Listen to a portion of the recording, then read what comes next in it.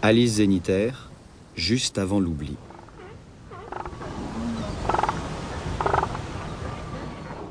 À Witold Gombrowicz, et aux 40 années passées à croire que Les Envoûtés était un roman inachevé.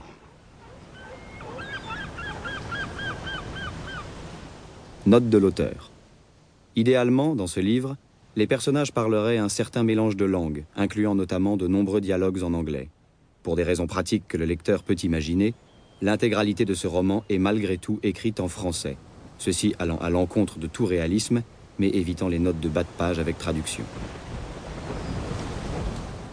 Ainsi, nous étions tous quatre sur le pays de nos rêves, le monde perdu, le plateau découvert par Mapplewhite. Nous eûmes l'impression de vivre l'heure de notre triomphe personnel. Qui aurait pu deviner que nous étions au bord de notre désastre? Le monde perdu, Arthur Conan Doyle.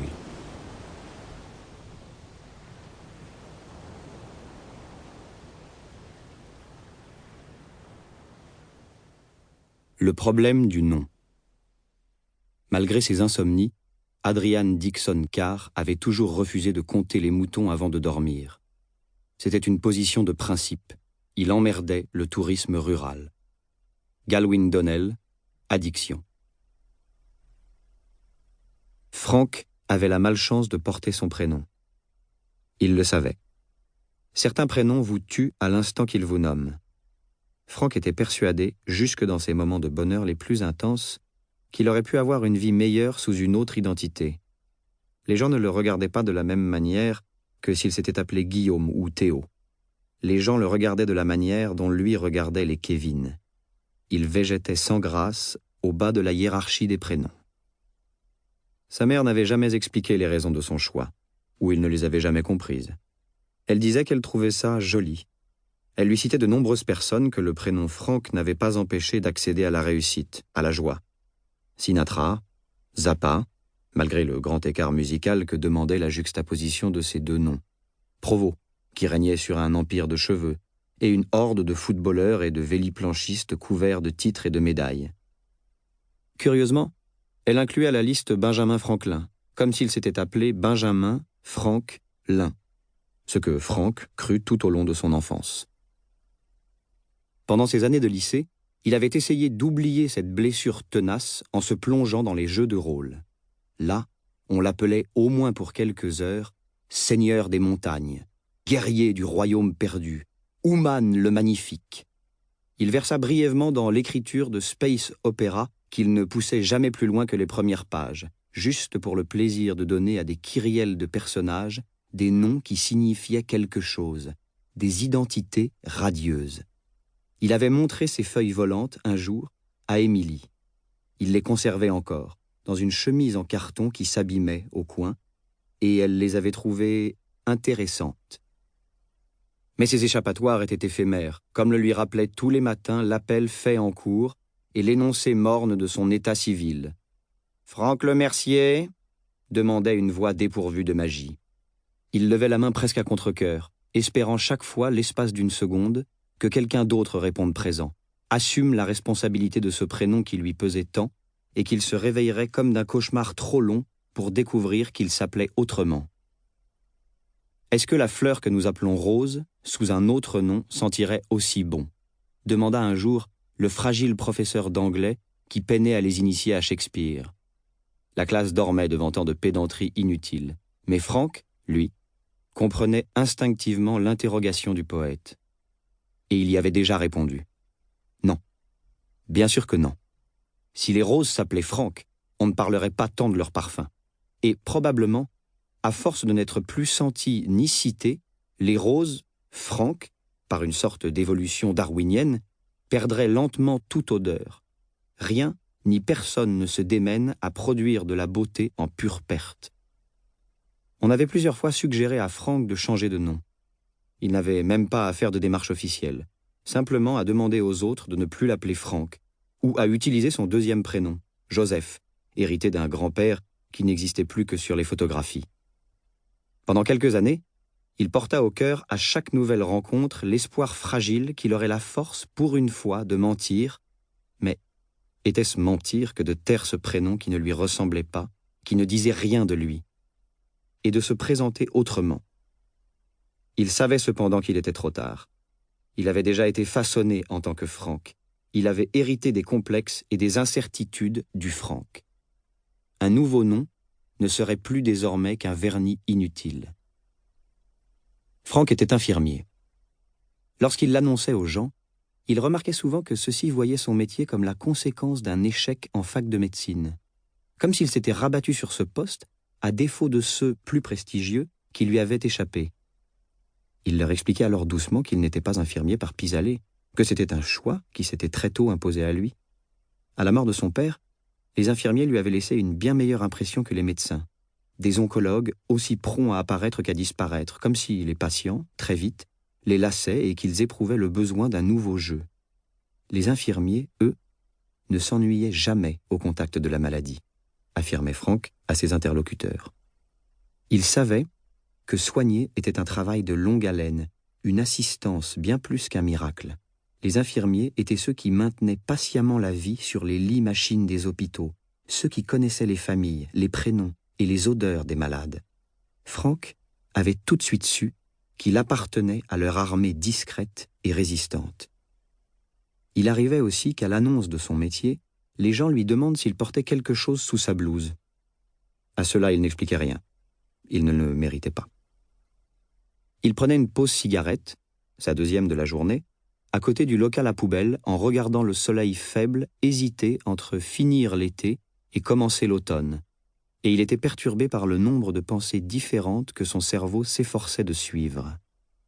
Il voyait la cigarette diminuer entre ses doigts, conscient qu'aucune de ces directions n'aurait le temps d'être pleinement explorée avant qu'il n'écrase son mégot, et cette angoisse l'entraînait encore vers une nouvelle réflexion. Faut-il parvenir à mettre de l'ordre dans sa vie pendant les brèves pauses que l'on s'accorde au cours de la journée, ou vaut-il mieux se laisser voguer sans penser à rien ? Souvent, Franck aurait voulu ralentir le monde comme un film, en conservant pour lui seul une vitesse normale qui lui aurait permis de prendre de l'avance. Il écrasa la cigarette sur le plastique vert de la poubelle et rentra. Le service des urgences de l'hôpital Bichat était un joli bordel, comme à l'ordinaire. Il y avait une grosse dame plantée dans l'entrée, munie d'une valise pareillement grosse. Elle attendait que l'on s'occupe d'elle avec la détermination farouche de celle qui ne ferait pas le premier pas. Le personnel soignant, probablement vexé, répondait à son attitude en faisant semblant de ne pas la voir. Franck, comme les autres, l'ignora et retourna s'occuper du cas qu'il avait accueilli plus tôt dans la journée. Un braqueur malheureux, blessé par un commerçant plus armé que lui. Les infirmiers s'étaient aussitôt lancés dans un débat visant à établir si le patient l'avait bien cherché, s'improvisant juriste afin de définir ce qui relevait ou non de la légitime défense. Franck, qui d'habitude aimait ce genre de discussion autour de la machine à café, n'avait pas exprimé d'opinion.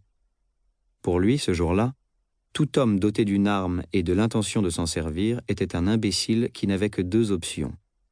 1. Mourir. 2. Gâcher la journée de Franck en atterrissant aux urgences de l'hôpital Bichat.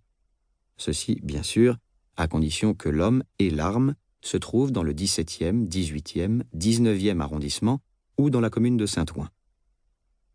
Il aurait bien voulu ne pas avoir à s'occuper de patients déchiquetés par des balles parce qu'il partait le lendemain pour un voyage compliqué mais heureux et qu'il aurait aimé pouvoir ne penser qu'à ça. Il avait toujours peur de ne pas avoir suffisamment pesé les choses avant de les accomplir, et donc peur que les choses puissent surgir devant lui et le prendre au dépourvu, simplement parce qu'il n'avait pas fait l'effort de préparation qui consiste à les penser de bout en bout avant de les vivre. Son patient était déjà dans le coma au moment de son arrivée. De l'avis des médecins, il ne se réveillerait probablement pas. Franck lut sur sa fiche qu'il avait 19 ans. On ne tue pas les gens de 19 ans, merde. Ce devrait être un principe universel. Je me dis souvent que tu es trop gentil ou trop con pour faire ce métier, lui glissa Leïla, une aide-soignante, en lui prenant la fiche des mains. Elle avait des accès de sympathie bourrue quand elle constatait la détresse de Franck. Parfois aussi, elle lui offrait des biscuits au chocolat. On dirait que tu vas pleurer à chaque mauvaise nouvelle. Elle n'avait pas tort. Franck avait souvent envie de pleurer et de vomir. Au petit matin, quand il rentrait de ses gardes de nuit, Il regardait des comédies romantiques et des dessins animés, sa préférence allant aux 4 volets de l'âge de glace, jusqu'à ce que les images de l'hôpital soient remplacées par celles de beauté blonde, de sourires blancs, d'animaux pleins de bonne volonté. Il basculait lentement dans un monde où les mammouths et les dodos existaient encore, un monde qui niait la possibilité même de l'extinction, où l'on poursuivait une noisette avec une maladresse si poussée qu'elle en devenait un tour de force, où les reliefs de la banquise semblaient n'avoir été formés que pour servir de toboggan, un monde qui glorifiait l'entraide entre des espèces qui auraient dû se dévorer et qui assurait le spectateur que les méchants seraient punis, qu'un génie sommeillait en chaque imbécile et que toutes mes aventures se terminaient par une chanson. Lorsqu'Émilie le trouvait devant la télévision en se levant, elle lui passait la main dans les cheveux avec un sourire compatissant. Elle ne s'asseyait que rarement à côté de lui dans le canapé. Le monde des animaux parlants ne l'intéressait pas beaucoup. Elle faisait une thèse sur Galwin Donnell, le pape de la cruauté, disait-elle parfois en ne plaisantant qu'à demi. Elle avait reçu l'année précédente l'autorisation du duc ou du seigneur, Franck ne savait plus quelle branche à demi éteinte de l'aristocratie écossaise possédait encore cette terre, de se rendre sur Miralay, l'île où l'auteur avait passé les dernières années de sa vie, afin de mener à bien ses recherches. Elle était partie depuis 3 mois, et bientôt Franck prendrait à son tour une combinaison compliquée d'avions et de bateaux pour aller à sa rencontre. Même si ces derniers temps, leur relation avait été difficile, l'éloignement avait prouvé à Franck qu'il ne pouvait pas vivre sans Émilie. Il avait pris la décision de le lui dire en toute humilité et, si elle le voulait bien, d'être heureux avec elle jusqu'à ce que la mort les sépare. Il lui restait 4 heures de service, dont probablement une dernière pause cigarette, et il pourrait se concentrer uniquement sur cette perspective. Pour continuer à écouter ce livre audio gratuitement, cliquez sur le lien dans la description et vous pourrez l'écouter en entier sans frais grâce à l'essai de 30 jours d'Audible.